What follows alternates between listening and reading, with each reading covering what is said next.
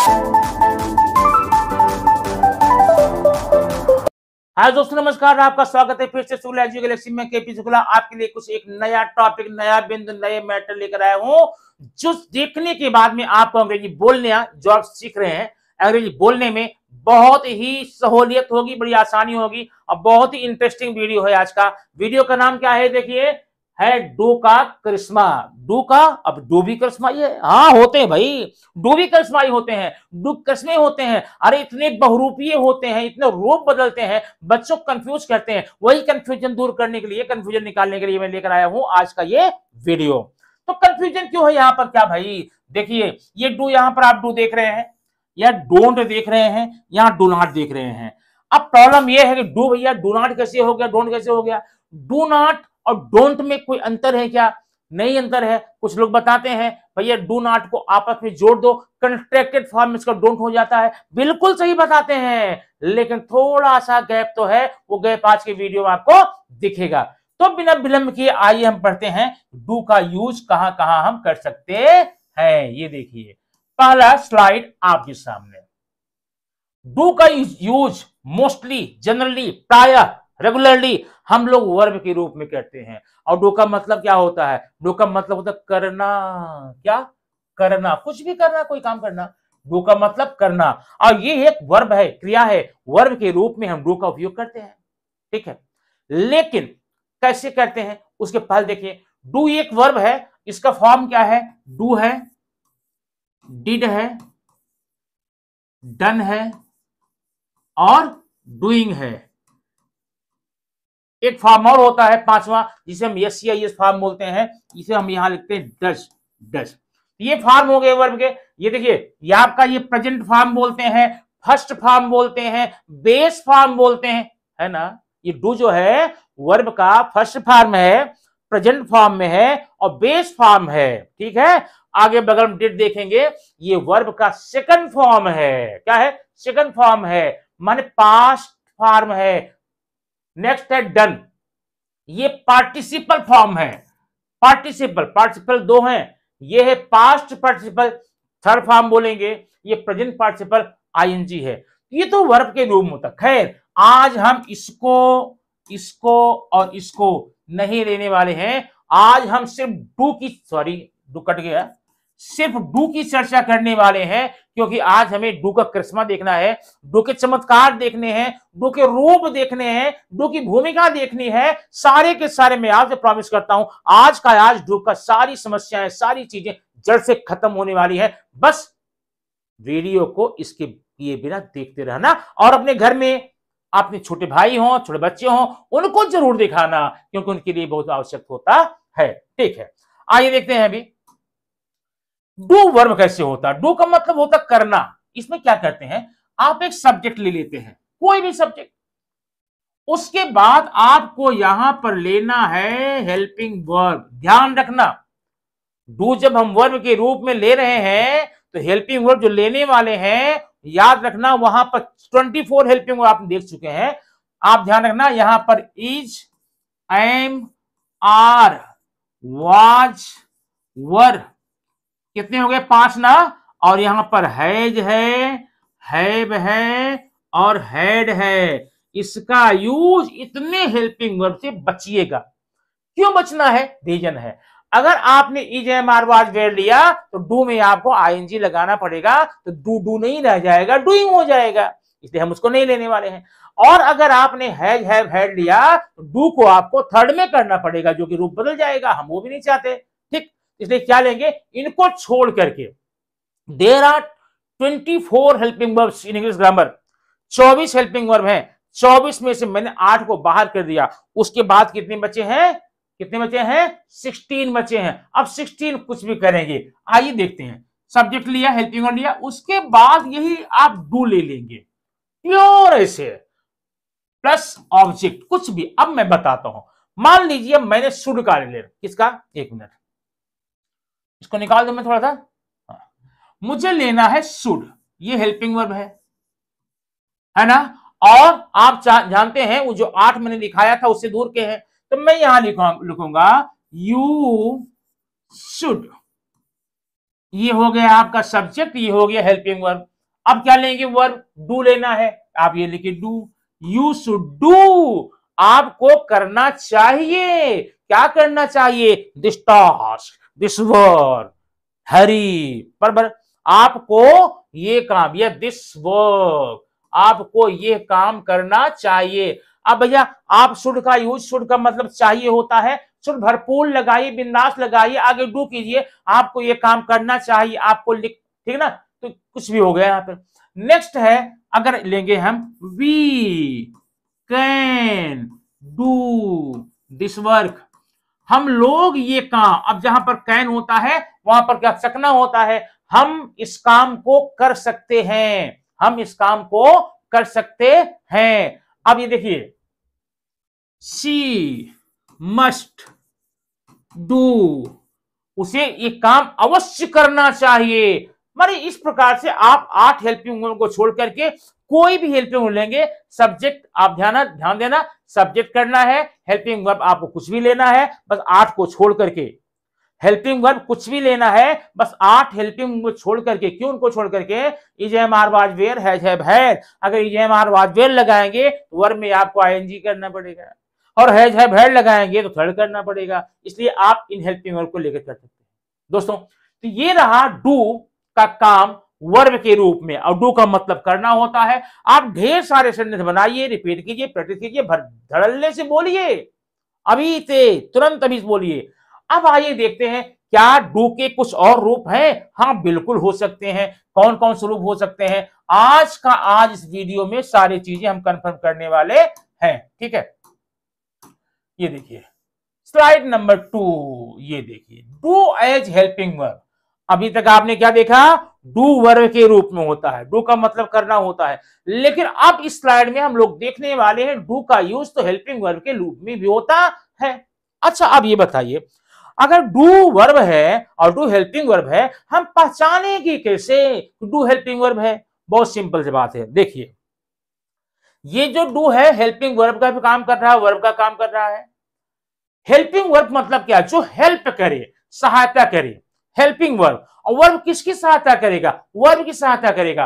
अगर किसी सेंटेंस में डू है, डू दिख रहा है, और उसमें कोई वर्ब और भी आ गया है, तो निश्चित रूप से ये जो डू है वह आपका मेन वर्ब नहीं होगा, हेल्पिंग वर्ब हो जाएगा। एग्जांपल देखिए, we do not call you. अब ध्यान देना यहां पर पक्का, ये जो कॉल है वर्ब है, मेन वर्ब है।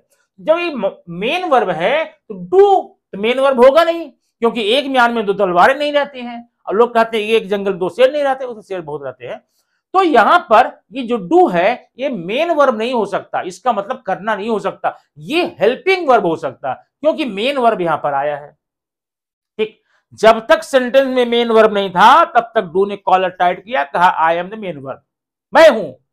लेकिन जब वैसे वर्ब आ गया तो वैसे क्या बन गया, हेल्पिंग वर्ब बन गया। ठीक है, अब ध्यान ये देना दोस्तों, ये जो डू होता ना, ये डू ये केवल नेगेटिव सेंटेंस में ही आ सकता है। प्रॉब्लम ये है, जैसे अभी आपने देखा था पहले डू था वहां पर, तो यहां पर अफर्मेटिव में था, सिर्फ अफर्मेटिव में ही डू आता है, ठीक है पक्का। ये अब लेकिन यहां डू नॉट क्यों दिख रहा है, इसका मतलब अफर्मेटिव में अगर हेल्प, देखिए अगर ये डू मेन वर्ब है तब तो अफर्मेटिव में रहेगा, और अगर हेल्पिंग वर्ब के रूप में आया है कभी भी अकेला नहीं रह सकता, इसके साथ में नॉट आपको मस्ट 100% जोड़ना ही पड़ेगा। बिना नॉट के आप डू को अंदर नहीं लिख सकते हैं, कभी नहीं। जो डू हेल्पिंग वर्ब है वो किसी भी अफर्मेटिव सेंटेंस में हेल्पिंग वर्ब के रूप में नहीं आएगा, अगर आएगा तो मेन वर्ब रूप में आएगा। अब ये हो गया we do not call you, हम तुम्हें नहीं बुलाते हैं, तो they do not like tea, वे चाय पसंद नहीं करते हैं, they do not like tea, tea तो लिखा नहीं भैया, वे चाय पसंद नहीं करते हैं। इस प्रकार से डू का उपयोग कभी भी आप अफर्मेटिव सेंटेंस में नहीं कर सकते। सकते अकेले में, ठीक है, हेल्पिंग वर्ब रूप में। लेकिन कभी कभी कुछ बातें ऐसी हो जाती हैं कि आपको मैं अफर्मेटिव सेंटेंस में भी दिखा सकता हूं डू, तो वहां कंडीशन कुछ और है, ठीक है। ये देखिए, डू का प्रयोग अफर्मेटिव के साथ होता है, डू का साथ अफर्मेटिव में भी होता है, ठीक है। कब? लेकिन तब उसका रूप बदल जाएगा, रंग बदल जाएगा, प्रक्रिया बदल जाएगी, अर्थ बदल जाएगी। जैसे एक सेंटेंस देखेंगे, कोई बोला मैं आता तो हूं, मैं जाता तो हूं, वो पढ़ता तो है, वो लिखता तो है, वो गाता तो है, वो सोता तो है, वो मरता तो है, वो जीता तो है। इस प्रकार सेंटेंस, ये देखिए, आई डू कम, मैं अदो, अगर आई कम करता, मैं आता हूं, डू किया तो यहां नॉट लगना चाहिए था, लेकिन नॉट नहीं लगाएंगे, सेंटेंस का मीनिंग थोड़ा सा अलग वे में जाएगा। मैं माने किसी चीज पर अगर हम जोर दे के बोलते हैं, मैं आता तो हूं, आई डू कम, मैं जाता तो हूं, आई डू गो, वे पढ़ते तो हैं, दे डू स्टडी, वे गाती तो हैं, दे डू सिंग। तो ऐसे में ये आपने देखा अफर्मेटिव में भी डू आ सकता है, लेकिन उस कंडीशन में ये इसकी मीनिंग आप यूं बोलेंगे, जाता तो है, आता तो है, खाता तो है, पढ़ता तो है, लिखता तो है, ठीक है। अच्छा, ये समस्या सॉल्व हो गई हो। आइए देखते हैं डू और डू नॉट में क्या प्रॉब्लम हो सकती है। ये देखिए, ये है डू और डू नॉट का फंडा, ये देखना, डू और डू नॉट का फंडा। इसका फंडा ये अलग है। आपने देखा कि नेगेटिव सेंटेंस में डोंट भी लगता है और डू नॉट भी लगता है। क्या इन दोनों में कोई फर्क है?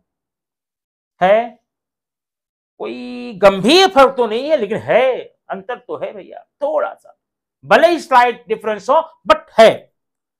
डू नॉट और डोंट ये पूरी तरह से सेम नहीं हो सकते हैं। परहैप्स आज तक आपने जाना होगा, पढ़ा होगा कि डू और नॉट को जब हम ऐड कर देंगे, ये देखिए, डू प्लस नॉट, ये जब ऐड करेंगे तो ये बन जाएगा डोंट। दोस्तों, इसको बोलते हैं कंट्रैक्टेड फॉर्म। जब किसी भी हेल्पिंग वर्ब में नॉट जोड़ते हैं, उसको साथ लिखे, मैंने लिखा यहां पर इज लिखा, प्लस नॉट लिखा, ये क्या हो गया? इजंट, ठीक ना, इजंट, हैवंट, डोंट, डजंट, ऐसे। तो ये जो है कंट्रैक्टेड फॉर्म है, जो मीनिंग ये है वही मीनिंग ये है, जो अर्थ इसका वही अर्थ इसका है, बस थोड़ा लिखने का तरीका इसको मैंने कंट्रैक्ट कर दिया, आपस में दो शब्दों को जोड़ के लिखा, कंट्रैक्टेड फॉर्म हो गया। लेकिन थोड़ा सा अंतर है, अब अगर आप ध्यान देंगे, देख लेंगे, तो हमेशा याद रहेगा और कभी भी आप तब उसकी मीनिंग समझ जाएंगे, कभी गलती नहीं करेंगे। और ये आप पहली बार देख रहे होंगे, अब तक तो हमने ये सीखा था, हमने बताया था डू और नॉट को जोड़ेंगे डोंट हो जाएंगे। आज बता रहा हूं, पहली बार बता रहा हूं, इसमें अंतर है, 100% अंतर है। आइए देखते हैं क्या अंतर है, क्यों अंतर है। अंतर यह है दोस्तों, देखिए, जब ये डू नॉट लगा, किसी नेगेटिव सेंटेंस में डू नॉट लगाते हैं ना, इसका मतलब ये होता है आप क्रिया पर जोर दे रहे हैं, स्ट्रेस दे रहे हैं, यू डू नॉट कम, आप नहीं आते हैं, आप नहीं, माने जोर दे के बोल रहे हैं, आप नहीं आते हैं, you do not eat, they do not come, they do not come. अब यहां पर बोलते समय डू पर थोड़ा सा स्ट्रेस देंगे, दबाव देंगे, दे डू नॉट कम, वे नहीं आते, मैंने पक्का नहीं आते, मैं श्योर, आई एम श्योर वो नहीं आते। लेकिन जब आप इसका यूज करते ना, very simply, generally, they don't come, वे नहीं आते ना, आई डोंट गो, मैं नहीं जाता, आई डोंट गो, मैं नहीं जाता, आई डू नॉट गो, मैं नहीं जाता, आई डोंट गो, मैं नहीं जाता, आई डू नॉट गो, नहीं जाता। इतना सा अंतर है, ध्यान देना। जब डू और नॉट को अलग अलग बोलेंगे तो लिखने में तो अंतर नहीं दिखेगा, जब अलग अलग बोलेंगे, आप बोलते समय थोड़ा सा वर्ब पर जोर देंगे, प्रेशर देंगे, उसकी मीनिंग और ही स्ट्रांगली खिल करके सामने आती है। दोस्तों ये रहा डू का प्रयोग, और डू का प्रयोग करके आप अंग्रेजी के अभ्यास कीजिए, इंग्लिश बोलिए, फटाफट बोलिए। वीडियो कैसा लगा कमेंट बॉक्स में बताना न भूलें। और हाँ, अगर पहली बार देख रहे हैं तो प्लीज आप सब्सक्राइब कर लेना और बेल आइकन को जरूर दबाना, ताकि ऐसी ही वीडियो आप पास निरंतर रेगुलरली पहुंचती रहे, ताकि कोई दिक्कत आपको ना हो। आपकी इंग्लिश स्पीकिंग की जर्नी आगे ही आगे बढ़ती जाए। Thank you very much for watching.